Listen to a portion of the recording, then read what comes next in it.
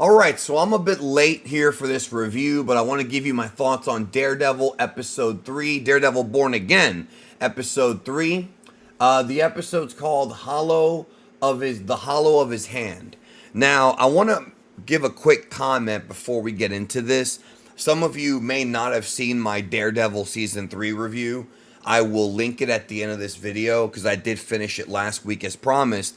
And one of the things that sort of changed my perspective on Born Again after seeing Daredevil season 3 is the fact that now, while I completely understand the shocking nature of Born Again episode 1 taking out Foggy Nelson, now I really am starting to kind of wonder how much I'm going to enjoy this show without Foggy. Meaning, I think that the Foggy, Karen, and Matt relationship, it didn't hit me until I finished season 3 that it was a lot of fun and it was really the backbone of a lot of these stories.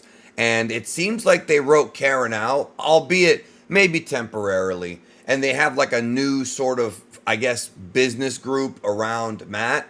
But I get they want to go for a shocking way to start the episode. But man, I'm going to miss Foggy. It really hit me more after finishing season 3. I'm not saying that I want to dock points away from the first couple of episodes. It's just that I wish that maybe there was something else they could have done and kept that trio together, because they really are important, I think, to the enjoyability of this show. We'll see what they do, though. I'm optimistic. Episode 3 was mostly focused on a courtroom drama. That's the other side of the Daredevil story. You've got obviously the vigilante stuff, the nighttime stuff that Matt Murdoch does as the Devil of Hell's Kitchen. Then the other side of it is him defending or prosecuting people in the court of law. And this whole episode was essentially the trial of Hector Ayala, aka White Tiger. That was the story of this entire episode. And you really see Matt Murdoch and the way that he finesses around the courtroom. This is going to be, I think it depends on sort of people and what they're into. I have a feeling that a few Marvel fans, maybe a lot of them, maybe they're not really into courtroom dramas. I like courtroom dramas if written well and if they are intriguing and if they are captivating. You can have a courtroom drama be just a snore, but if you execute one really well, it can be a very riveting thing. It really can be.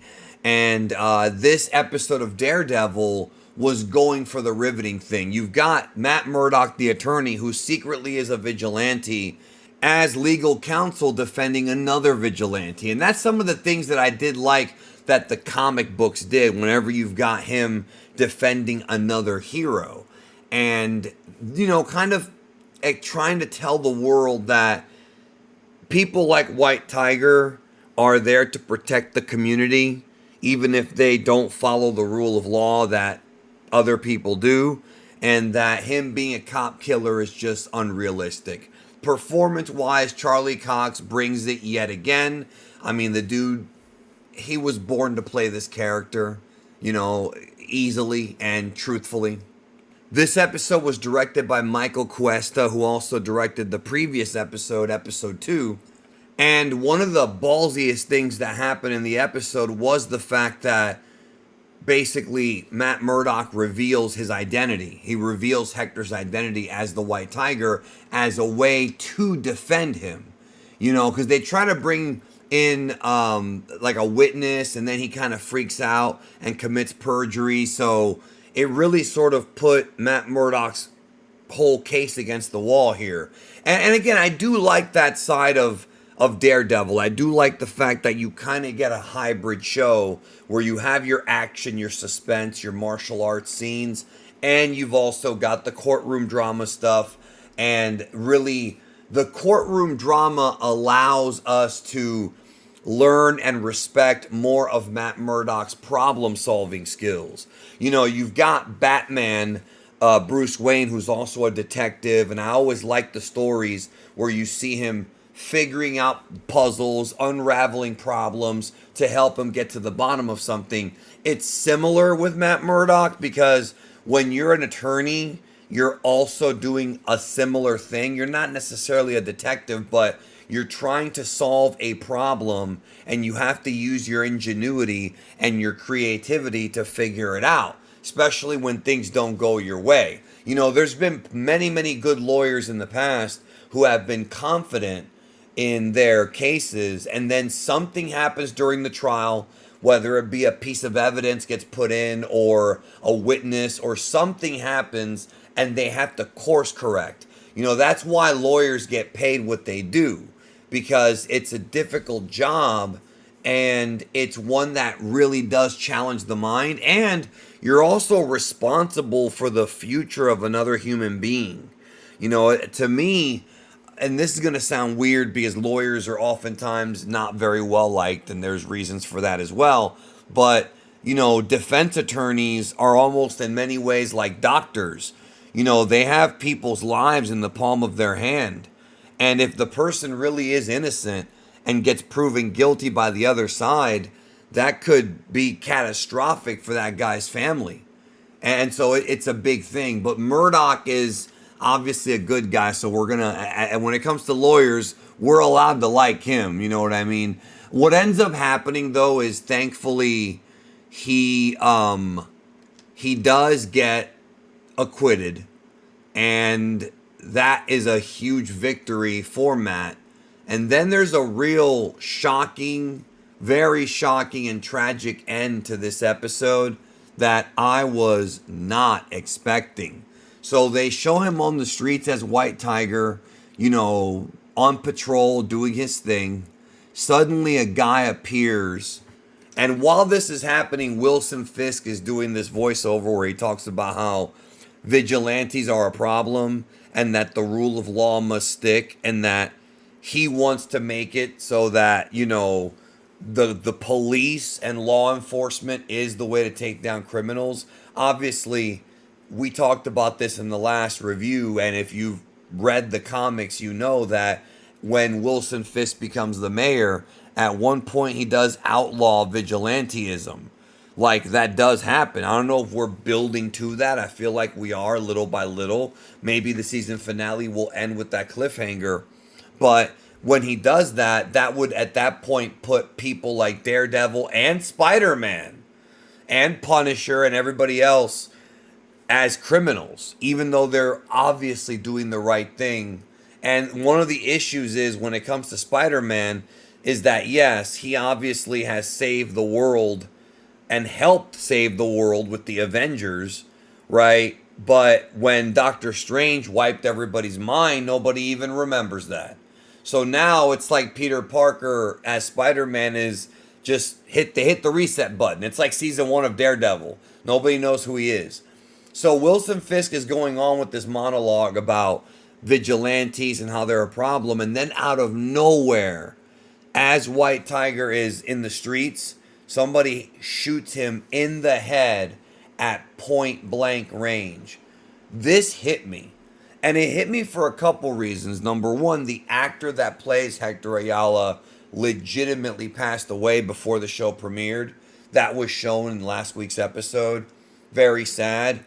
And number two, the dude just got acquitted. I hate when this happens, man. That whole like happy and then roller coaster twist at the end. Happy ending, but not really. Some guy blasts him at point blank range, and then he walks toward the screen, and his shirt has the Punisher emblem on it. Now, obviously, that's not saying it is Frank Castle. That is not saying it is, although I think they're purposely expecting us as an audience to think that it is. They're expecting us to, I think, be fooled by the misdirection. I don't think it's Frank Castle.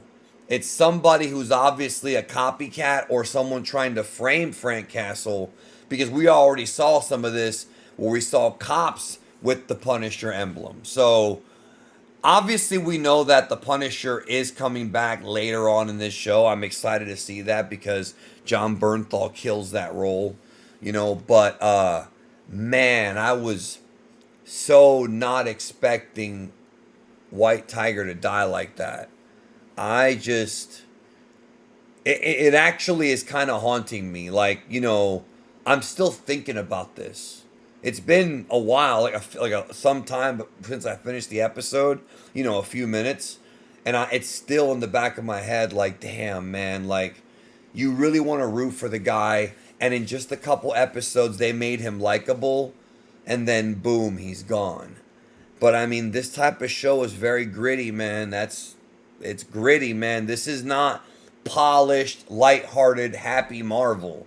This is grimy street Marvel, man, for adults. I mean, it's funny because 30 years ago, a superhero story for adults sounded silly. Superman 78, Batman, great films, but they were family movies in that. The kids loved Batman. The adults did too, but they really weren't like targeted for adults as far as like this type of violence goes. But now we live in an era where for the past few decades, past couple of decades, 15, maybe 20 years, now adults enjoy these movies as much as kids do and these shows. And I think Daredevil's had a really good part, along with like the CW, DC shows and a few others, in making superhero stories for a more mature audience. So I like this episode a lot. For a courtroom drama, I liked it a lot, and I am intrigued about what Wilson Fisk is going to do, if he will just go ahead and outlaw Vigilante-ism.